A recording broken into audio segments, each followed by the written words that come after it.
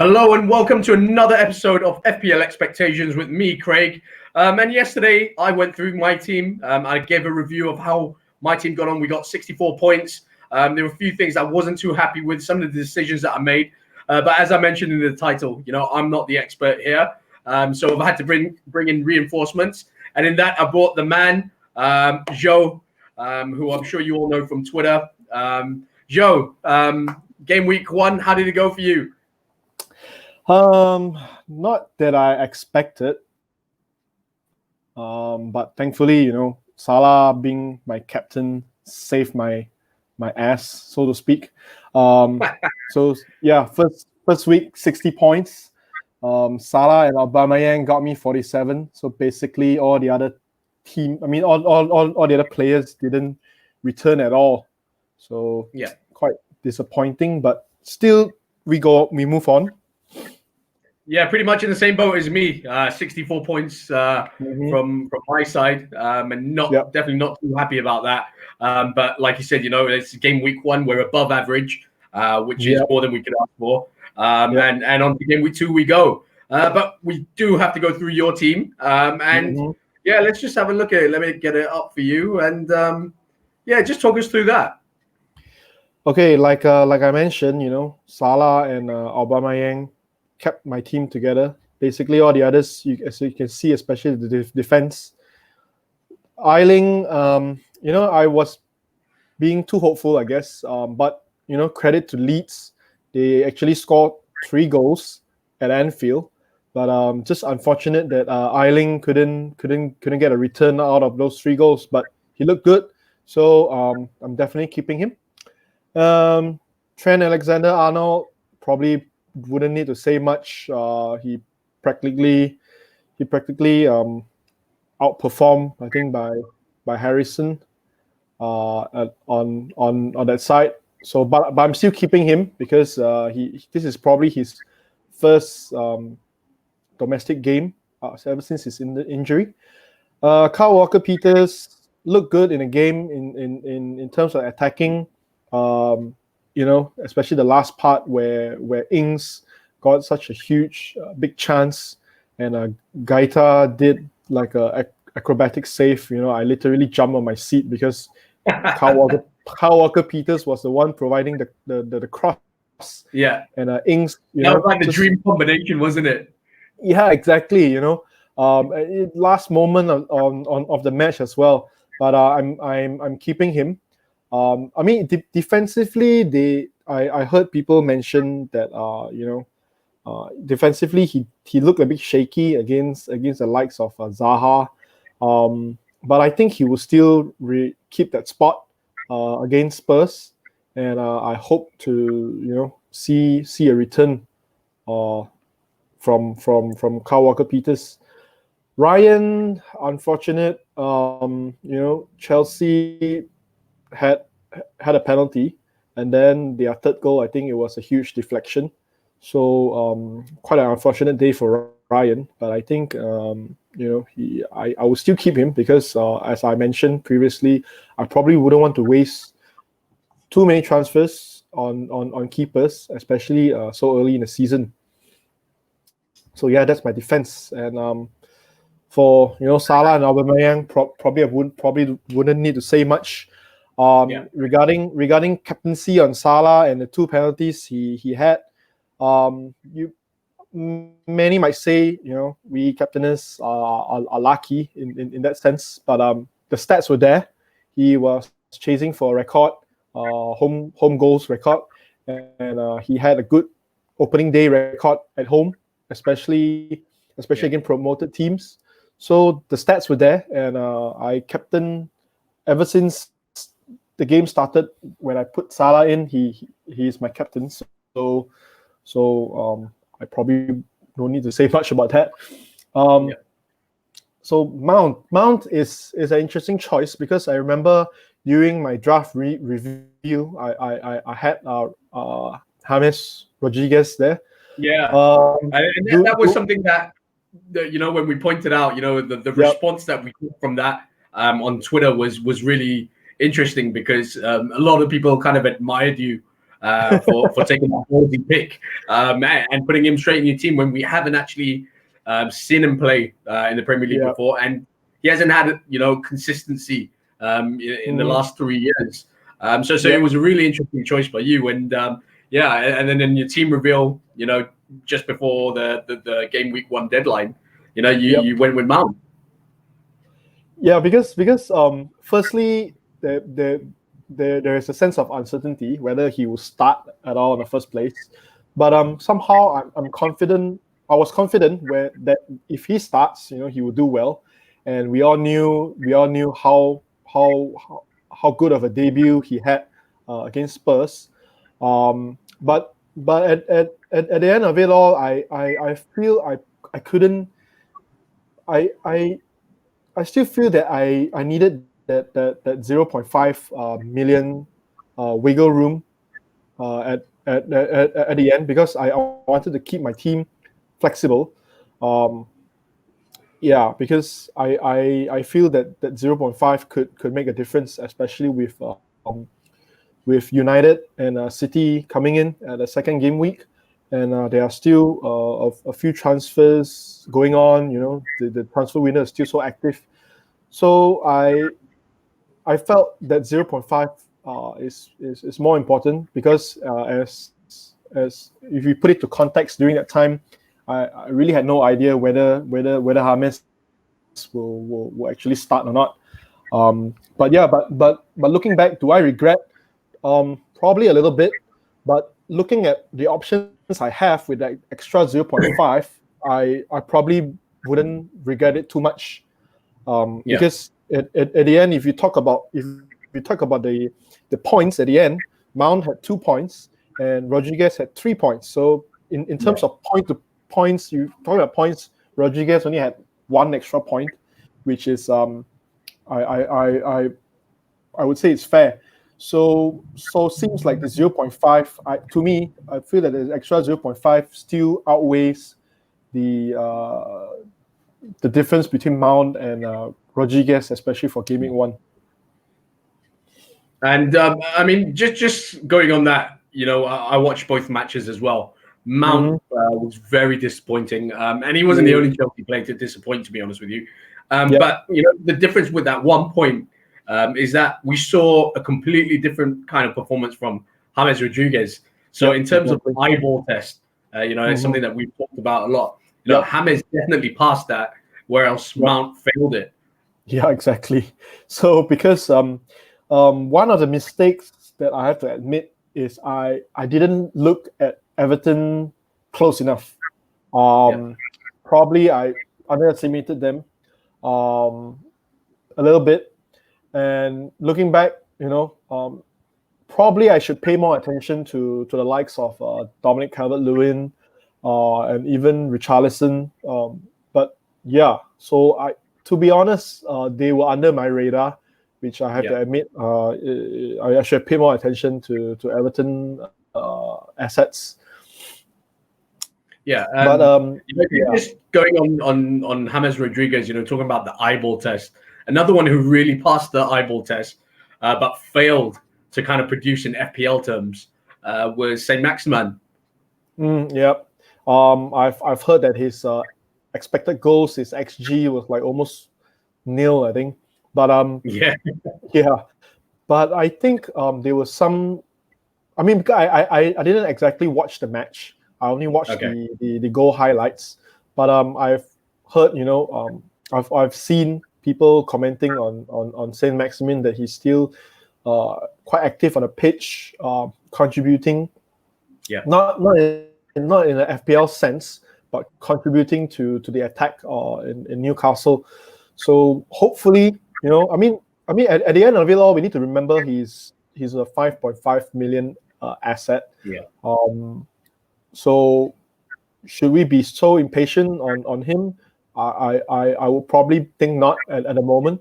But there is a news that yesterday he played in the Carabao Cup. He got off with a slight knock. But seems like the latest updates saying that he should be fit enough to be back this weekend. Yeah. We'll move on to your forward line now, and You obviously went for a bit of premium in your forward line. Harry Kane, Danny Ings, and Mitrovic. I didn't get off to a good start with Mitrovic coming up first against Arsenal. Yeah. I remember when FPL Rockstar, mentioned on his early team news, Yeah, that Mitrovic is bench. Then I was like, oh no, the first match of the first week, yeah, first game week, you have an attacker benched. So it's quite disappointing. But I probably wouldn't be too worried about Mitrovic going off forward. I think he will still definitely feature in most of Fulham's match. But it is Fulham's form, or the way they play, which is not so quite worrying to be honest. But in my team, I probably have other fires to put out, or should I say, other opportunities to tap on. So Mitrovic being benched is quite disappointing. But I think when he came on, one of his first touches is a shot on target. yeah. So silver lining, small silver lining in that sense. But hopefully, the next match against Leeds, they can probably be more composed, and try to do something about it to gain a head start. On to Kane. Kane,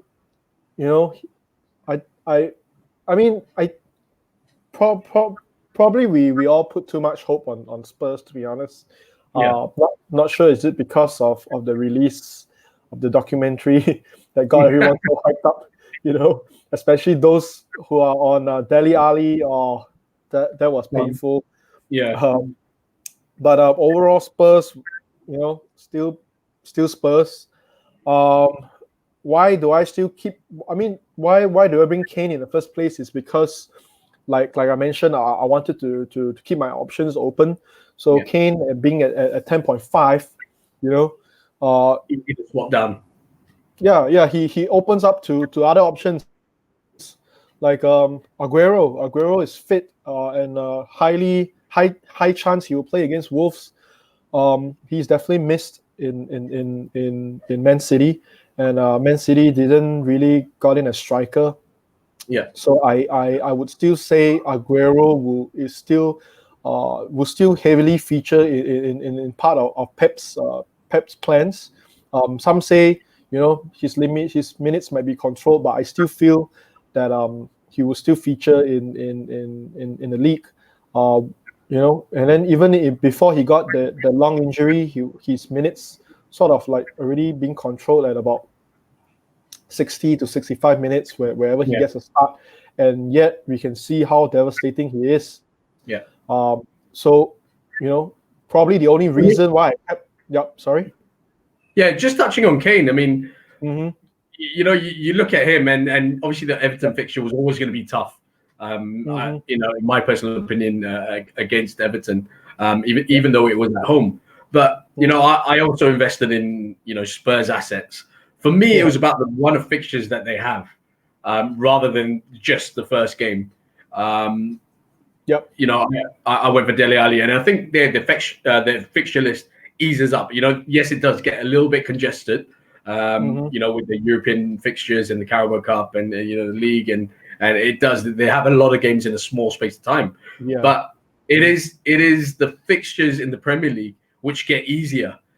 Did that have something to play in your mind? Should people hold with Spurs assets? Should they sell them? Especially if you own Dele Alli as well. I would think Dele Alli will come back in game week 2, because when he went off, Spurs wasn't exactly playing better. Although Mourinho said it was tactical, I would think Ali would come back on game week 2. But there was an interesting rumor going about even right now that Spurs is negotiating a deal with Real Madrid, with Gareth Bale coming onto Spurs, and some speculation or some reports saying Dele Alli going the opposite direction. Yeah. So that's pretty startling, I would say. I actually had this conversation with one of my friends on the group chat, and and yes, there is this rumor going around, but it just doesn't seem like a Daniel Levy deal, does it? Just because you're talking about a player that's worth £50 million or more, possibly, and for him to kind of be a part exchange in a deal doesn't really seem like the way that Daniel Levy conducts his business. I mean, he'll be looking to get maximum kind of pounds out of Real Madrid for someone like Dele Alli. So that was my only concern about it. So I think he's still safe. I mean, I can't see him being a bit of weight in a Gareth Bale deal. Yeah, because Gareth. I mean, he's younger than Gareth Bale. Yeah. He's been Spurs almost the whole of his career. So So it doesn't seem. I'm not sure. I'm not so well versed in Real Madrid's squad, but it doesn't seem like a Real Madrid kind of transfer. Yeah. I mean, So I don't know. It's most probably just a rumor. But yeah, I think Ali should be back in game week 2. But like you say, Spurs Spurs fixtures eases up. So I'm still keeping Kane for the time being. Although they are, it's quite tempting to move Kane to let's say like Martial. Or even lower, like Dominic Calvert-Lewin or Richarlison. But I'm keeping Kane for now, in hopes that Aguero is back and banging in goals again. So yeah, I'm still holding on to that. Just following on what you said just now when we're talking about Kyle Walker-Peters, just how disappointed were you with Danny Ings' performance? Okay, I've actually watched the bulk of the match. I don't think, to be honest, I would still see, because Ings is a player that he doesn't shoot a lot in a match. He doesn't. He's not like Mohamed Salah where you just shoot like 20 shots in a match and hope 10 goes on target or what.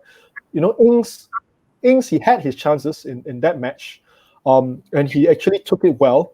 It's just Gaeta was like, I don't know. Gaeta was being Gaeta. He was such a. I mean, I would say if you don't have any obvious transfers to do from Ings, I would still keep him for the time being, because if you look at the fixtures, Southampton's fixtures are actually quite decent as well. Okay. We're going to go into the next segment, which would be for the guys that really struggling this week and didn't hit the average, and feel that they need major surgeries on their team. At which point do you say, okay, look, I really need to kind of sort my team out here. I need to use that wild card. I need to click that button. I know you. I mean, we spoke about this off air. Actually, I mean, you're okay. I mean, you're above average. You're still content with the extra 10 points above average. But what about the people who captain Aubameyang instead of Salah and or went for another pick like Harry Kane, for example? Should they panic and should pressing the wildcard button be the option right now?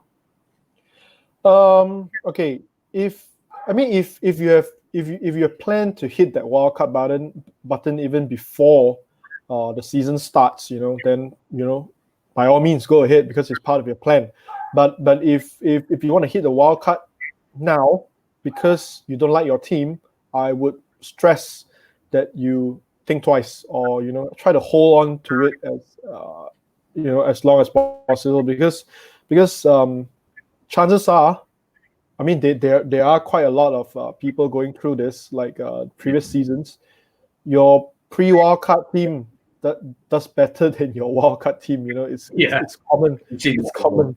Yeah, it's really common, and it happened to me before last season. You probably wouldn't want to have another regret, and it's really quite devastating, to be honest. If your pre-wildcard team does better than your wildcard team, I would say put you off the whole season as well. Yeah, exactly.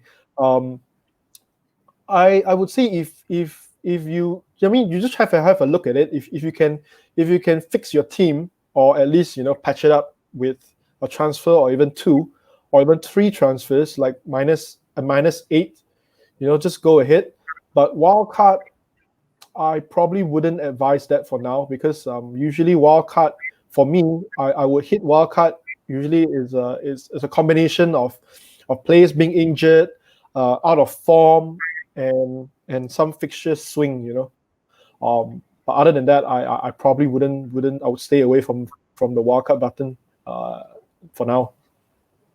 All right, we're going to go back to looking at your team, Joe.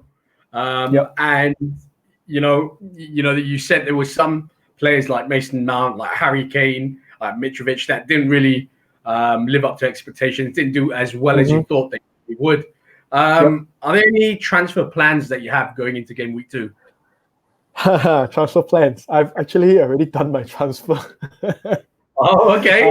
Is that something you're going to reveal to us? I guess I can reveal now. I think it's quite a common transfer, and it's probably one of the main reasons why I kept at 0.5. It's because I've looked at the what you call it, United's form post lockdown. They actually, I mean, we all know they actually did really well, banging goals for fun, and they're actually having fun playing football. So I could see them still continuing that level in their game week, in the game week 2. And on the other hand, I've looked at Palace's form as well. It's quite surprising to look at their home and away form last season, be it the whole season or the post lockdown. You can see actually their home and away form is really different. In terms of goals being scored, in terms of chances being conceded, goals conceded, their away form is really quite the opposite in their home form. I mean, we all know, especially the start of last season, Palace gave us a sense of strong defensively, but if you look into the stats, it's mainly at home. Their away form, pretty poor. I would say. Maybe I'll reveal. Maybe I'll share it on Twitter later on. But I could see. I could see Man United winning this match, but the question is by how many goals. So for me, I brought in Martial. In the place of Ings. Yes, I've said Ings. He had his chances, and he did well. But I could see United winning this one against Palace. And whereas Spurs playing against Southampton, Spurs, if I'm not mistaken, I probably have to dig deeper on this. Spurs did quite well away rather than at home, especially post Mourinho. But probably have to look more into it. So that's why I did Kane. I did Ings to Martial. Yep. For game week 2. We're going to entertain some questions from the community. Now, just before we started the show, about an hour before we did, you put a tweet out asking if anyone needs any help or there are any questions that need to be answered. So we're just going to go through that right here. And the first question, I mean, there's quite a few actually. Funnily enough, there are quite a few Everton-based questions. So the first one that we got tweeted by Rajveer at RedFalcon_30. Is Pickford a good option for the next few game weeks? Okay. Pickford. He let in some. I mean, if we look at back last season, he was quite poor at times. He let in quite seriously questionable goals. But that being said, with the addition of Allen, if I'm not mistaken, Allen Yeah, is that how Alan. you Yeah, pronounce his name? So Alan, Corey. you know, especially the Corey, he had he was one. I think he was the player with the highest ball recoveries last season, playing Yeah. for Watford. So with the addition of Allen and the Corey, I could see Everton's defense being shielded, sort of in a sense. So Pickford, probably he will do well over the next few game weeks because of that. But as I mentioned, I wouldn't do too many transfers on goalkeepers, Yeah. especially if you were trying to say, I mean, based on the question, I would assume you would bring in Pickford for a few weeks and then you bring him out again. So that's already 2 transfers on a goalkeeper. So I probably wouldn't recommend that. All right. And sticking with Everton, at Gold FPL asks, which Everton asset or assets impressed you the most in game week 1? Would you pick Richarlison or Dominic Calvert-Lewin as a replacement for Ings? I think which Everton assets impress. I would say James Rodriguez. I mean, if you talk about impress, whether in terms of FPL or whether in terms of football, but I think the most impressive one is James because I've looked at some of the moments where he had during the game. One thing stands out for me. He was mainly on the right side because he was playing at the right wing, but he did many diagonal crosses to Dean, and also to Richarlison as well. And then Richarlison, if I'm not mistaken, he had like 7 shots Yeah. in that match, which is actually really, it's high. And the goal that he missed as well. Yeah. So he that miss was quite silly actually, but you can see, some say because Doherty gave him the space, where he needed to roam. But I would think that in game week 2 or even probably next few weeks, Richarlison would be my pick to replace Ings. Okay. Unless unless you can utilize an extra 1 million by going Dominic Calvert-Lewin on another player. At FPL_Tibet asks, who is going to take the penalties for Everton? Will Sigurdsson be a sub? Will it be Richarlison or James or Dominic Calvert-Lewin to take the penalties? If you ask me, if I'm Carlo Ancelotti, I would probably give it to Rodriguez. If you ask me, I'm not a coach, but because Rodriguez had much more experience than both Richarlison and Dominic Calvert-Lewin.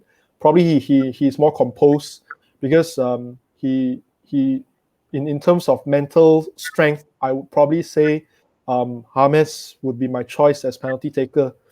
But whether that is going to happen, we will just have to see whenever they get a penalty.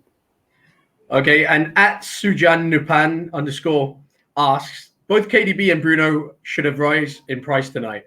No movements just yet. What's your take on this?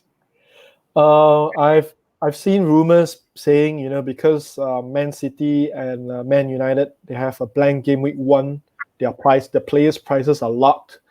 There is no truth in that. Unfortunately, there's no confirmation in that. And especially we know since last season where the price rise was so unpredictable for at least the first 10 weeks. So the algorithms is probably still trying to gain a more accurate prediction, but so far it has been quite predictable.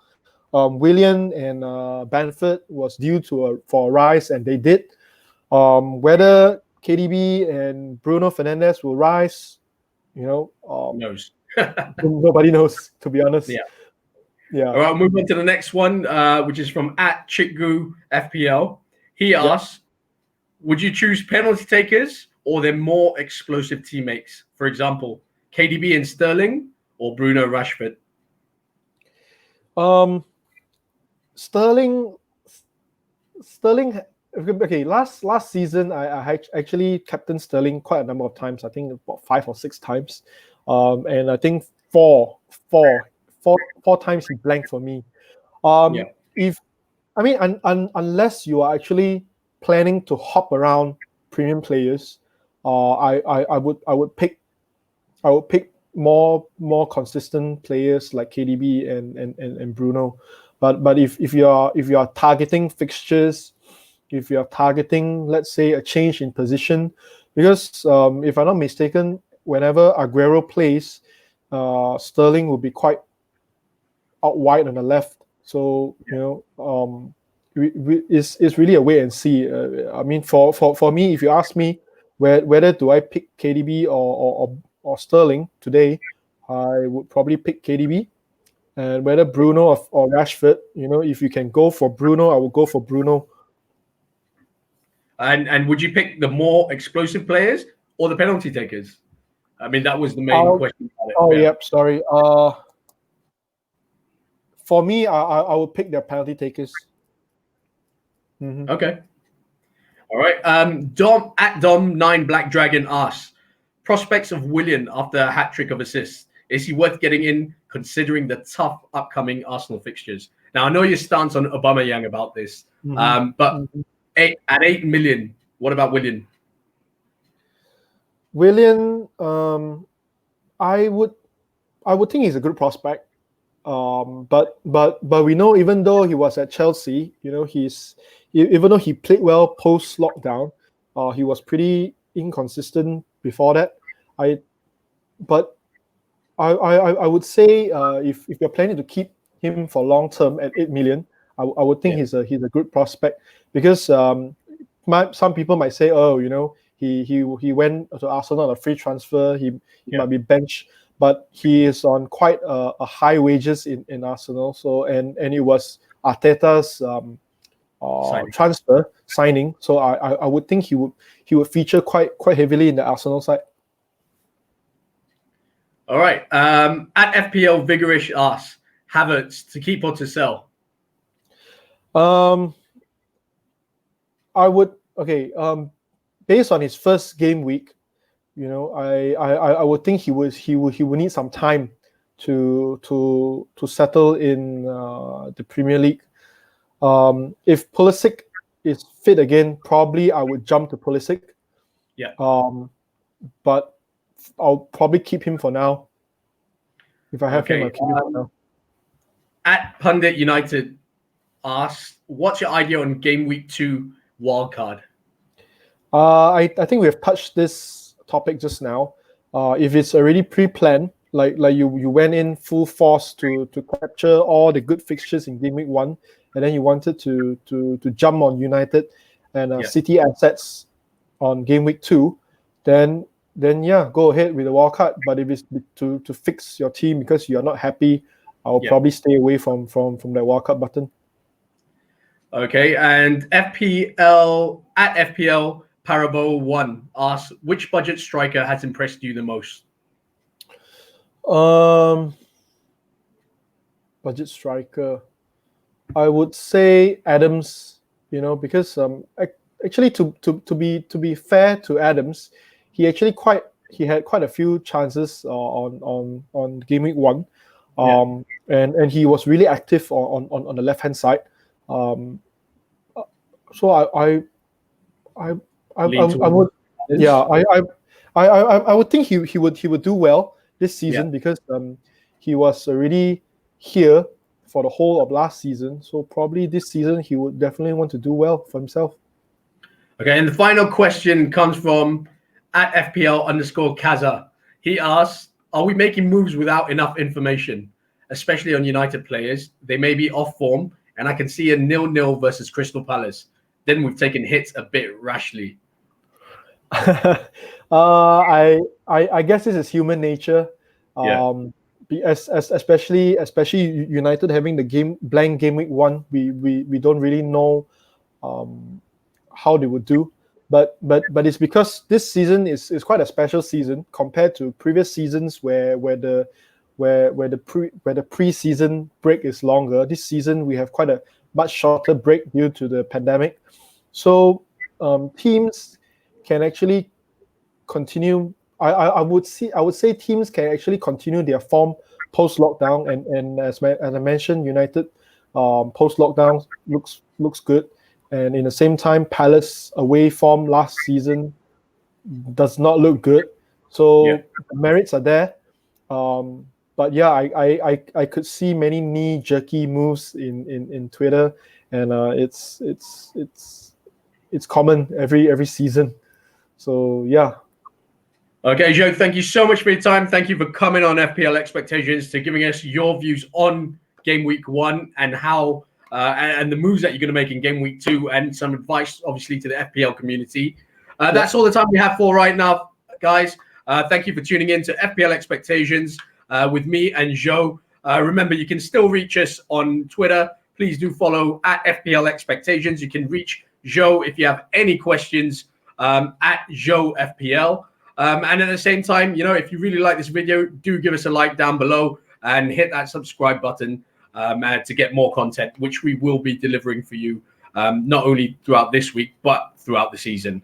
Once again, thank you so much for joining us. I hope it was helpful for you and your FPL teams. Until next time, thanks.